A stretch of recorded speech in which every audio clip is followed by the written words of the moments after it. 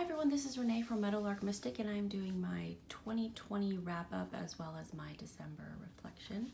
It's going to be a bit of a hodgepodge with me just sharing a bunch of this and that decks and kind of reflecting on my journey with my journal. So if you're interested in that, please stick around.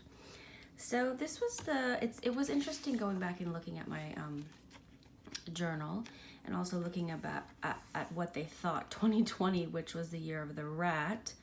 I am a rat, and it was a very intense year for me personally, but it was also intense just globally. So it was a strange experience to know that usually the year of your Chinese animal zodiac birth is it's more powerful and can be difficult. So it was going to be a difficult year for me no matter what, but it turned out to be a difficult year, I think, for everyone. Also, in terms of the tarot, it was another tower year for me. And that was also something that I seemed to experience with everyone else. So I'm going to talk about this chart because I used it for my next, 2021. You can see how my setup has it's really remained the same. I decided I didn't like using the Crayola markers. They were just a little too, garish to my eyes.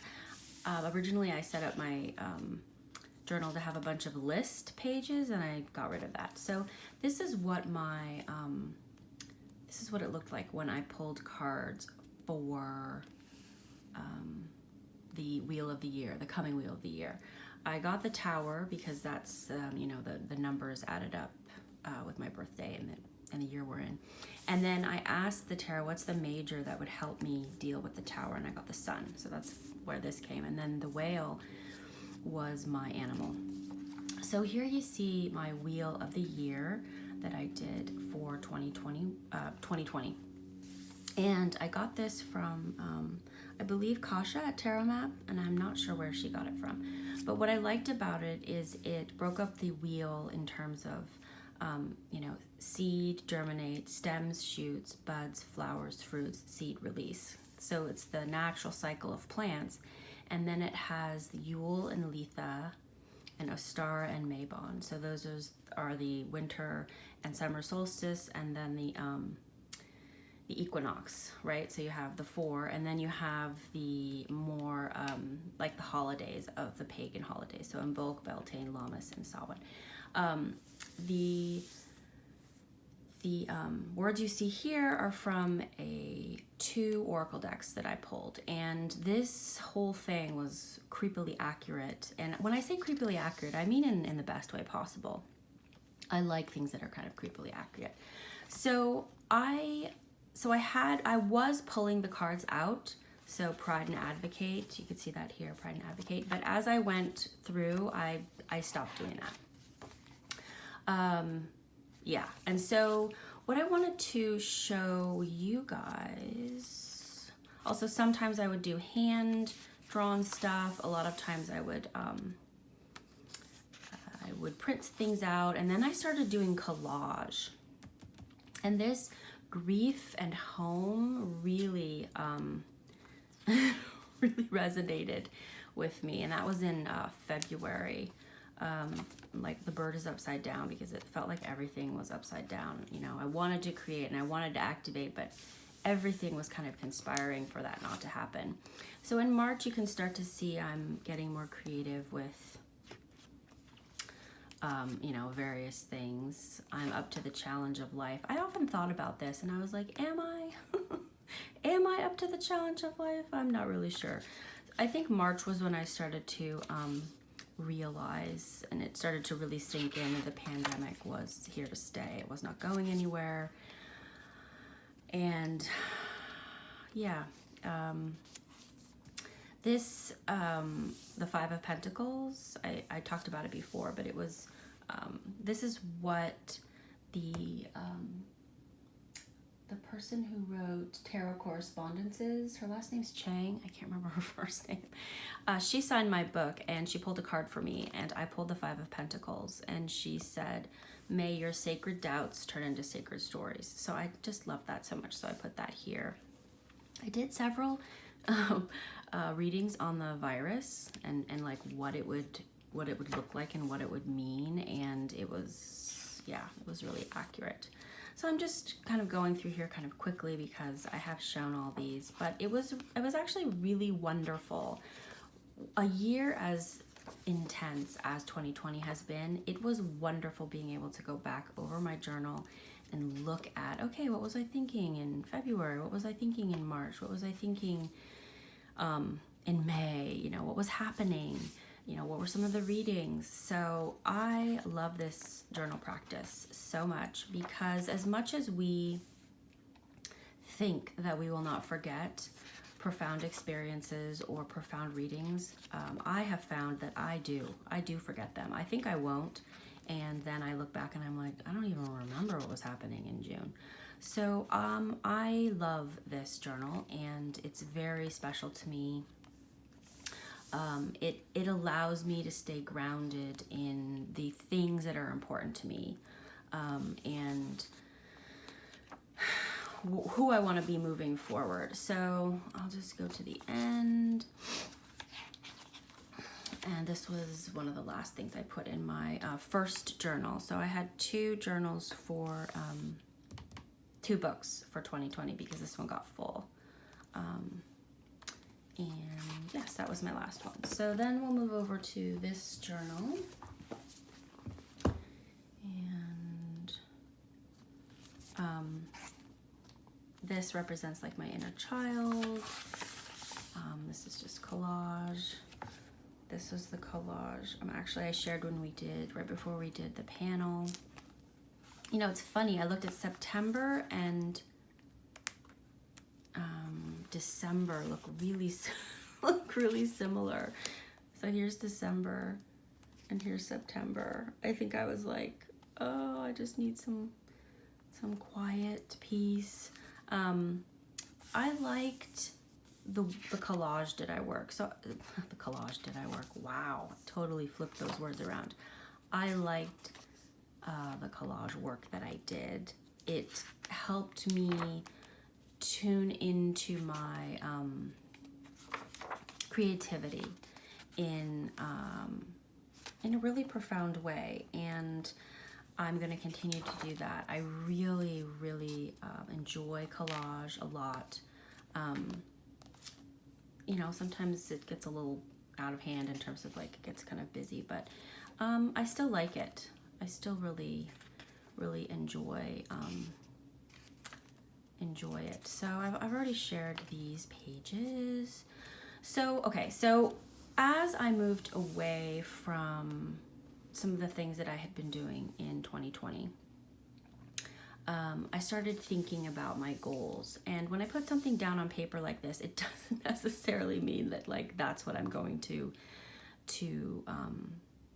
So one of the words that kept popping up everywhere was the willingness, and you see it here too. Like when I started thinking about what are some of my gifts, one of my gifts is that I'm willing. Like I'm willing to try things. I'm willing to listen to people. I'm willing to look at the other side of an issue, even when it makes me very uncomfortable. And I think that has to do with my Gemini moon. I'm a Sagittarius sun, Gemini moon, and Aries rising. I used to be uncomfortable with my Aries rising, but actually I think that my Aries rising really helps me actually do things, and it gives me a push. I think that if I was just Sagittarius, Gemini, and maybe, you know, Pisces, for example, I think I would just spin. I think I would never do anything because I would just be, I'm already a little too much thinking. So I was just breaking down some of the things I wanted to feel, some of the things I wanted to do. This is the collage that I did, and I posted a video if you're interested in that. This is more ancestor stuff. I already shared these. Okay, so this is the December setup. Like I said, it was really sparse. We have a lot of family birthdays. My anniversary with my husband is also on the 21st. We've been married 24 years. We've been together even longer. We met when we were 15. So this is my January collage. This collage surprised me. It kind of just came on its own without a lot of thought on my part. And what interests me about this is, you know, January is usually, it can be bleak, you know, outside in a lot of parts of the country. Here in the Pacific Northwest, it tends to rain a lot, although it is sunny today.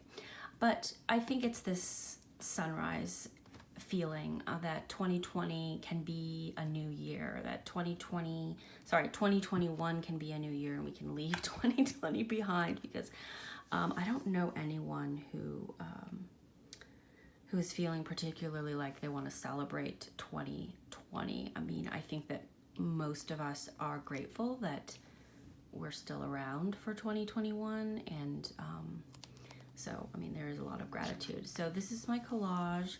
This is the new Fire Moon reading I did for December 14th.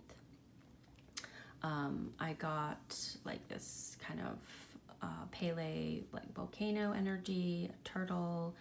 I got Sekhmet for what do I need to release, and so that in the book it was like the power that burns, and then what do I need to embrace. I got the Spider Woman, and I took that as like small steps. And then it was really interesting. So how is my soul challenged by sacrifice? And the reason I asked that question is because my moon, which is the soul, the moon, which is the soul, was in Neptune. And you can see that here, and that's why I have this thing. And I got Siren of Water, which is Aphrodite. So for me, you sacrifice your sense of safety, you risk love. You know, you put yourself out there and risk love. And I haven't done this, obviously. These are some of my ideas. So purchases. I did a lot of purchases in December because it's my birthday month. It's my anniversary, and there's just a lot of, and it's, you know, Yule, so there's a lot of like gift giving that goes on. So I'm going to share those decks in a moment. So this strange collage also just kind of wanted to be done, and then I decided to put the reading that I did for, this was the spread that I created for the Real Talk, Real Connection, that Queen Osset and I did on my channel. And I wanted to give everyone a heads up. We're going to be doing another Real Talk, Real Connections on Queen Osset's channel, January 3rd at 3 p.m. Eastern Standard Time. And it will, so the people that we invite are gonna rotate and be different. You know, we're always really interested in sharing a diverse experience so that everyone can learn and grow. So check out Queen Osset's channel on January 3rd for that experience. I think it's going to be really great. I find that when you use the skin deep decks, it's as always profound. So I actually wanted to walk you through this reading. I don't often do that, but I think it would be helpful. So this is the spread that I created to kind of go with your own work around you know, diversity and all that. So unfortunately it's a little flipped around, but I will point out so the north position, which is here, is how can I ground my beliefs about inclusivity in practical action? And I got the 8 of Cups, and for me that means leave behind the sense that that everything is okay, the emotional complacency that, you know, things are good the way they are, because they're not. And if you do believe in inclusivity, you need to move forward. Whoever you are, we can do better, but particularly white people in America. So that's the 8 of Cups. And then the East, which should be up here, is how can I inspire others to speak their truth? And I got the 10 of Swords. And for me, that just speaks to show what I'm willing to completely leave behind and abandon. Be honest, be truthful about the actions that I've taken in the past that were not inspiring to others, and the actions or non-actions from my past that did not speak to my own truth and my own sense of integrity. So just be transparent and be willing to just completely abandon that way of kind of protecting the ego. And then the next one is the South. That's here. How can I illuminate the places that make me uncomfortable? And this is the Four of Pentacles. And so I'm a 4 in terms of numerology. I do tend to crave safety. I do tend to not, I don't like to rock the boat. Queen Osset was like, you don't really like drama. I don't like drama, but one of the reasons I don't like drama is because it makes me feel unsafe.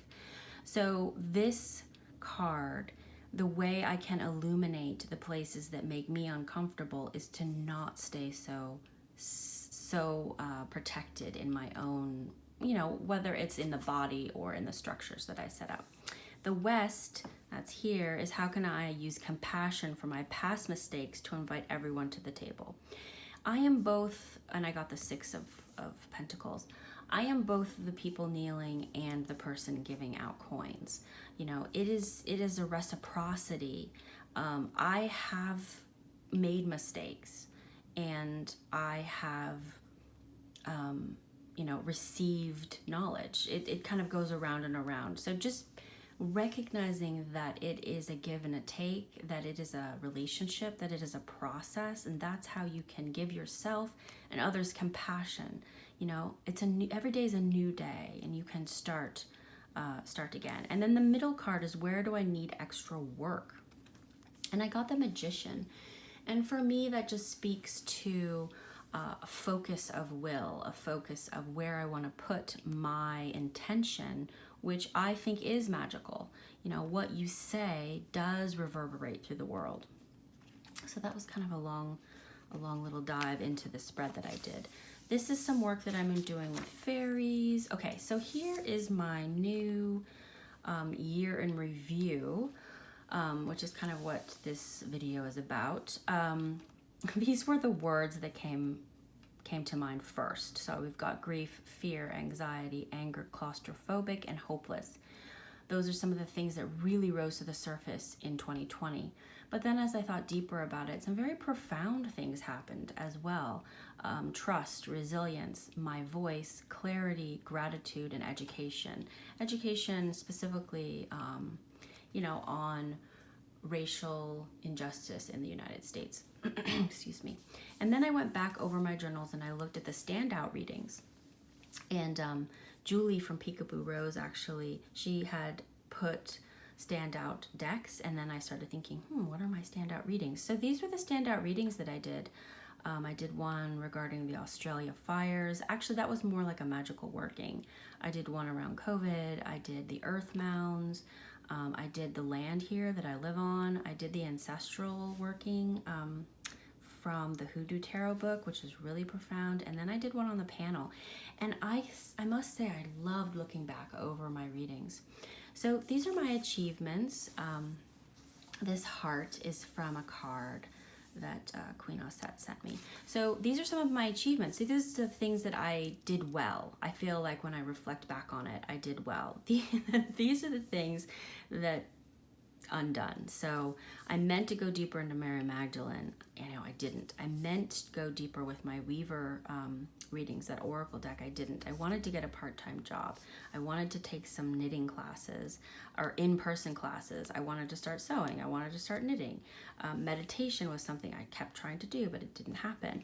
I wanted to start my coaching business, and that also didn't happen, and runes. So these are all the things that just were left undone. And then I have, what do I want to renew my attention to? And so those are these two things. And what do I want to just release? So for now, I'm releasing the business, the runes, and the meditation. I still want to do meditation, but I'm not putting that on that list. Then this was inspired by Kendi. Did I already talk about that?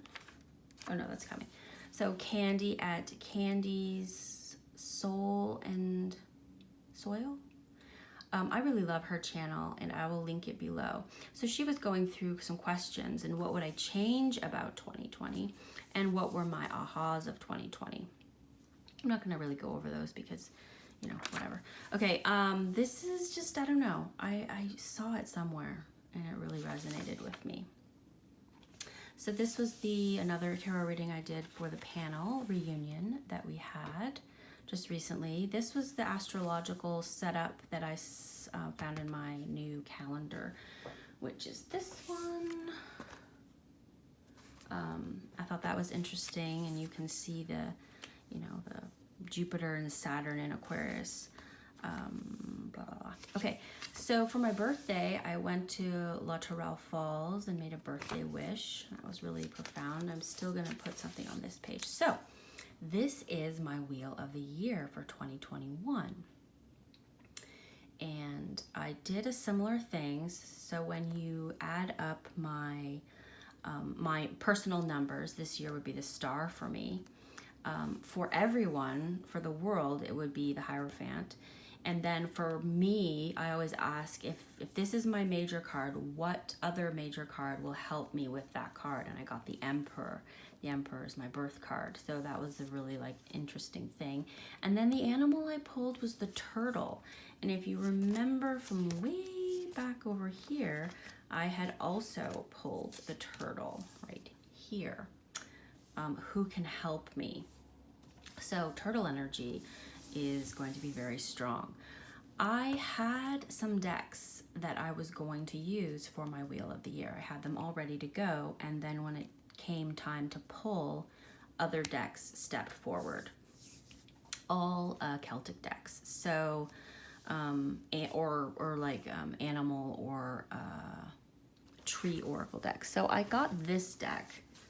I think I mentioned it last time. It was out of print for a while, and it was republished by Inner Traditions. Anyway, I really, really love this deck, and so this is the deck that I pulled for the astronomical holidays, so Yule and Letha and Ostar and Mabon, in terms of the winter solstice, the summer solstice, and the equinoxes. So, okay, so this is that flow that I was telling you that I mentioned at the very beginning. And these are the things that I want to focus on. I'm doing a depth year for 2021. What that means for me is I've laid out exactly things I want to do in terms of what I want to read, how much art do I want to do, how do I want to work with the Fae, how do I want to, I want to walk, what about the Celtic stuff I want to do, what about my exercise, what about magic, and what about nurturing. So these are very specific, because I found the last time I did my depth year, it was more just stop buying things. It was more let's just hold off. And I do have some restrictions on buying, but it's more about going deep, and these are the things that I want to go deep with. I'm also going to be pulling back from social media because in 2021, I was on it so much for lots of reasons. And then this is the things for my tarot practice that I want to do. And then this is a spread that is from Manuela's YouTube channel, Place of Stillness. And if you haven't checked out her channel, I'll link you below as well. She's very thoughtful and she's very deep in how she looks at her work with tarot. And this was a reading, this was a spread that she did quite a while ago, I think. I think she used the Wildwood Tarot. I loved it so much. So I really want to work with it. And it's 5 cards at least, but you can kind of, add more if you want. And the first card is the lesson. The second is the landscape. The third is the teacher. The fourth is the idea. And then the fifth is the way through. So again, that is a spread from Place of Stillness, and I love it. So I plan on working with that a lot. This is just the retrograde tables. So these are the times that Mercury goes retrograde. And Jessica, the Story Witch, was reviewing a calendar where the author was talking about working with Mercury energy. And then I found this table and I was like, maybe I'll do that. So I just put this in here. I never used it last time, but I just kind of wanted to talk about that. Okay, so that's all for my journal. I haven't done the collage for January yet, and I haven't actually finished December. But, you know, 2021 is looking, in terms of the cards that I pulled, is looking much more calm. It doesn't look like all sunshine and rainbows or anything, but it looks a lot more calm in terms of the tarot cards that I pulled. So because 2021 is a depth year, I won't be getting, I'm going to try really hard not to get any more tarot decks, because I have a lot that I want to go deep with. But I did want to share my standouts for 2020. And one of them is, I always forget, the Mystical Dream Tarot. I talked about this deck on my channel a lot, but I used this deck for the readings for the panel. I think that was in the other deck. The other book, and it gave such a powerful reading for our panel that it really made me look at this deck differently.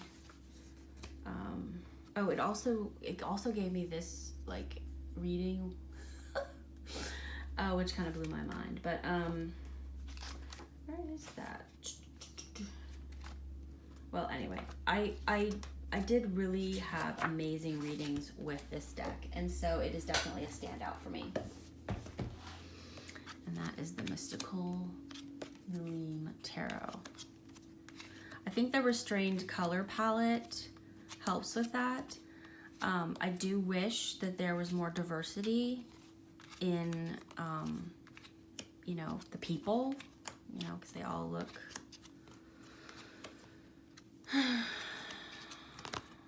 Yeah, they all look pretty. I mean, I don't want to say, if someone else sees this and they're like, no, they look a different race to me, but they all look pretty white to me. This is a really powerful card. It came up so many times when I used this deck. It would make this deck even better for me if it had some racial diversity, if it had some body diversity. It doesn't, and that's too bad. Missed opportunity is what I say when a deck doesn't do that. But it was a really great reader for me. And then the other deck that really was a powerful reader for me, and I talked about it, was the Hudu Tarot. And I did the ancestral, like what do your people have to say? And this card, I went kind of deep with this card. It's pretty intense. This deck is beautiful and really deep. I love the art, and I love the ideas behind what she has to say. I got this one in a powerful reading too.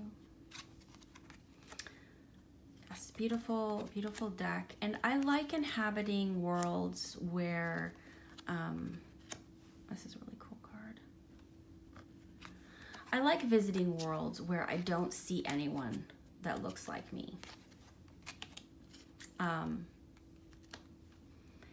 I looked at this card and I was so taken by him, his gaze, and the symbol. The symbol on his head is similar to a tattoo that I have. And it took me several times to see that is not a necklace around his neck. Yeah, this deck gives me a glimpse into a world, obviously, that I have never been to, and you know, it feels in the past to me. I know that some of the cards almost feel modern, but for me, it's kind of like going backwards. Maybe like, I don't know. Like she looks pretty modern. But it does feel like going backwards in time for me. Maybe it's because, I don't know why I feel that way. This is an intense card too.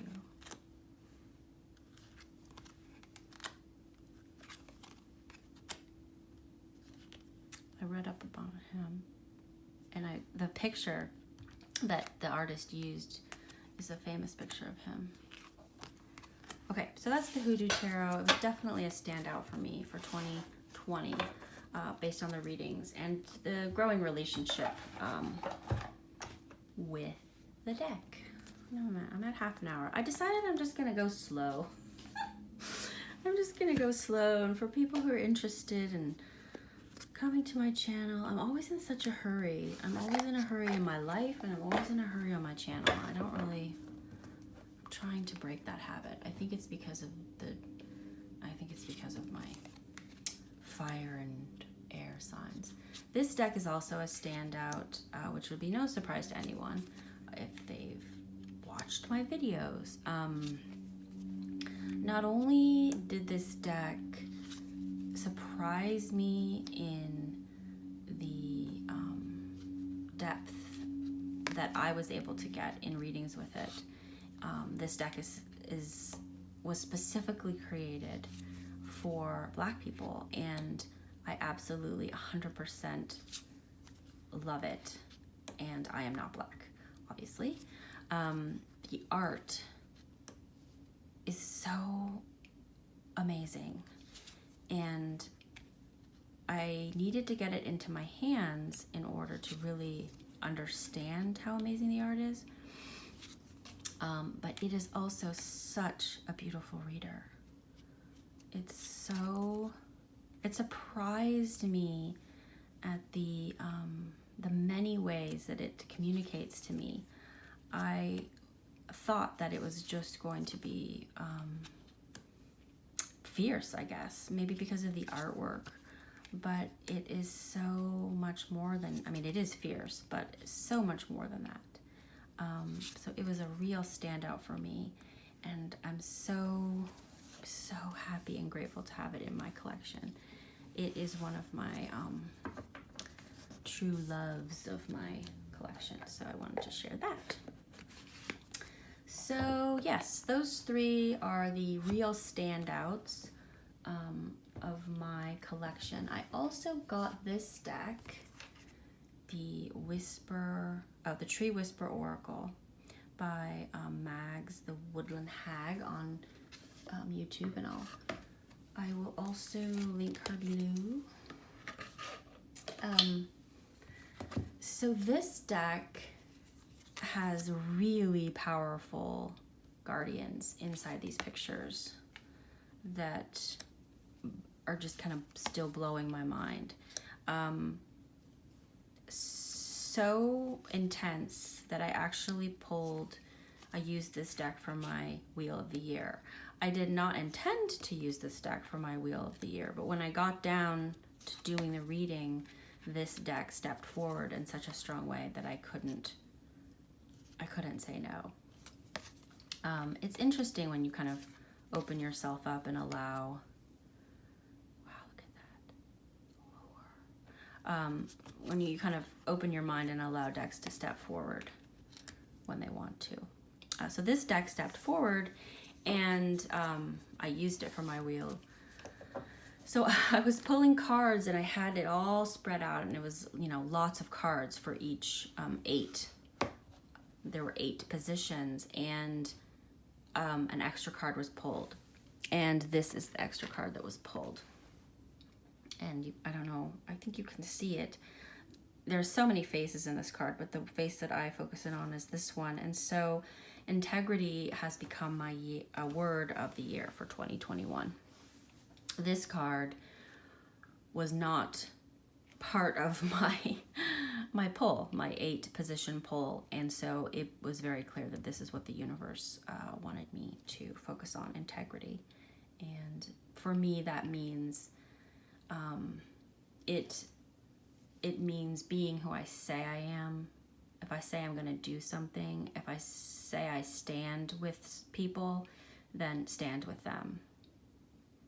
If I say I'm an honest person, if I say I'm a person who believes in racial justice, if I say I'm a person that believes in all people should have, equal access, then looking and seeing, well, is that true? Is that actually happening? And if it's not, which it isn't, then standing up and saying that's not right. We need to change. So for me, the word integrity for 2021 makes perfect sense. So I'll put that back there. And then I got 2 decks at the end of, actually, I guess I got them for my birthday. So I did share this one. Now, I didn't get this for my birthday. This I had pre-ordered on the US Games site a long time ago. I'm not exactly sure when. This is a really beautiful deck. I am happy to have it in my collection. I do think it was very much a missed opportunity in terms of body diversity and racial diversity in the deck. And it's a shame that she didn't, incorporate more. And Queen Osset mentioned that this creator, Welts Stein, has done amazing work for a magazine called Womankind. And when I went and looked at some of her work, she is absolutely capable of doing incredibly beautiful artwork that is racially diverse. And I really wish she would have done that for this deck. I know that there are some cards that have people of other races besides just white people, but I think that there could have been way more. So I just wanted to say that I still love this deck, but it was a missed opportunity. So the 2 decks that I want to share are the Telluric. What are we at? 37. This was my birthday present to myself. I had been eyeing this. This is just a little pouch I made and a sticker that I stuck on it. I'd been eyeing this for a long time. It was on, do I have this totally out of order? I don't even know. All right, it doesn't matter. So I saw this on Kasha's channel a while ago. And it's just so beautiful. Many of these crystals, I don't know what they are. I mean, I know what that is, but a lot of them I've never heard of before. So it'll be kind of fun to explore. A lot of the plants I have heard of before. And I like, for the most part, I like her choices. I love the art. I know Kasha uses this just as an oracle. But as I was looking through the, the choices that she made, I think I can understand it. It is a little tricky to figure out what suit you're in. I think that's pink, so I think that was the Cups suit. And this is the Ace of Cups, which is 0. So that's a little confusing. And then this would be the Pentacles, because the green, the Roman numerals at the top are green. Anyway, I'm still getting to know this deck. This was, like I said, a birthday present to myself.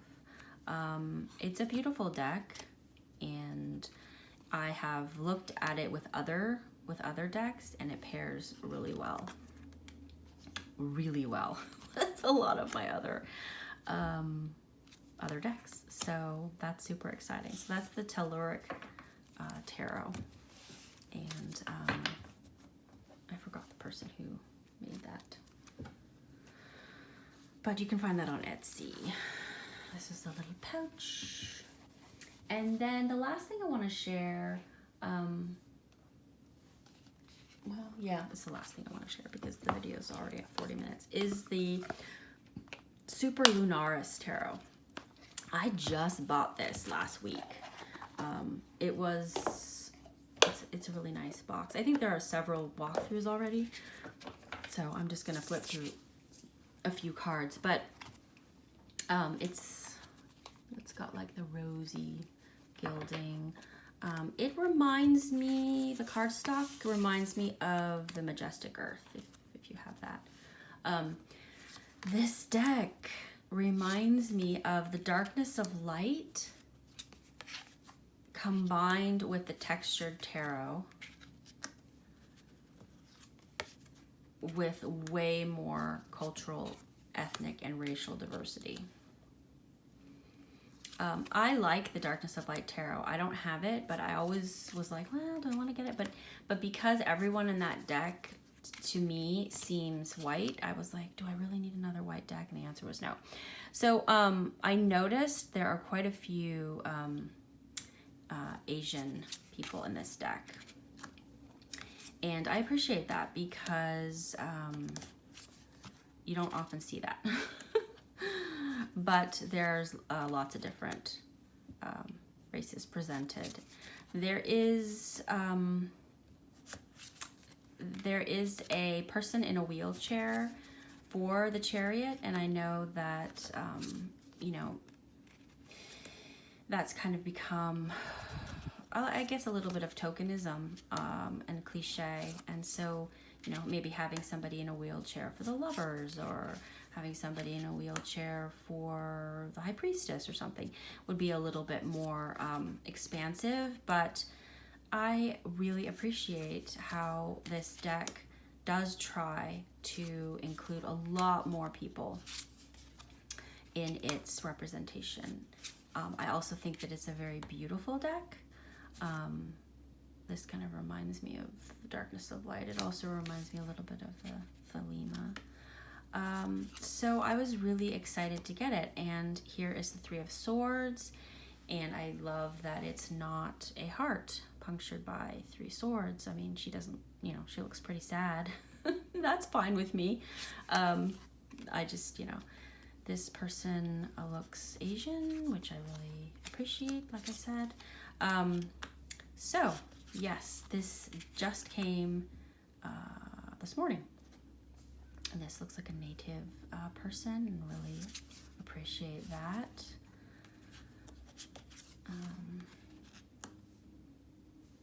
I guess a native should be more specific. So, you know, like an indigenous person from what is known as Canada, or an indigenous person of what is known as the United States. Yeah, so that's this deck, and I really like its vibe, and I'm happy to get it.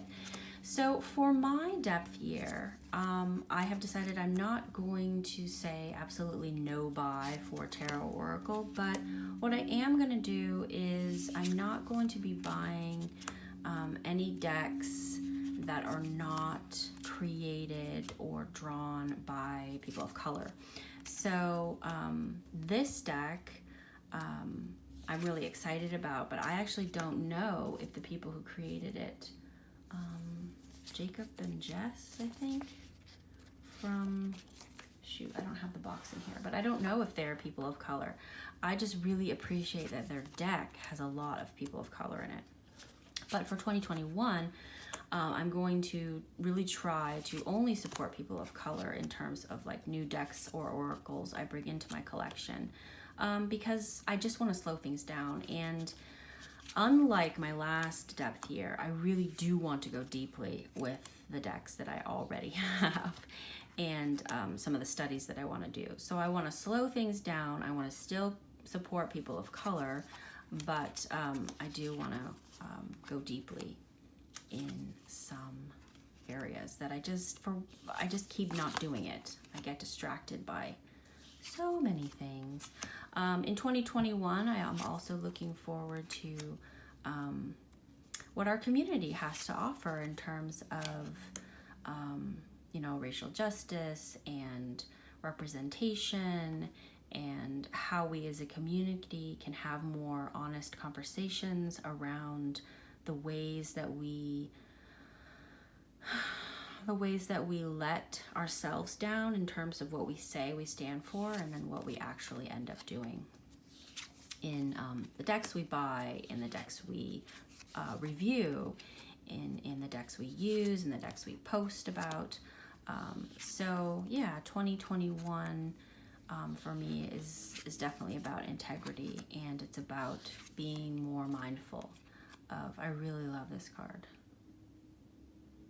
being more mindful of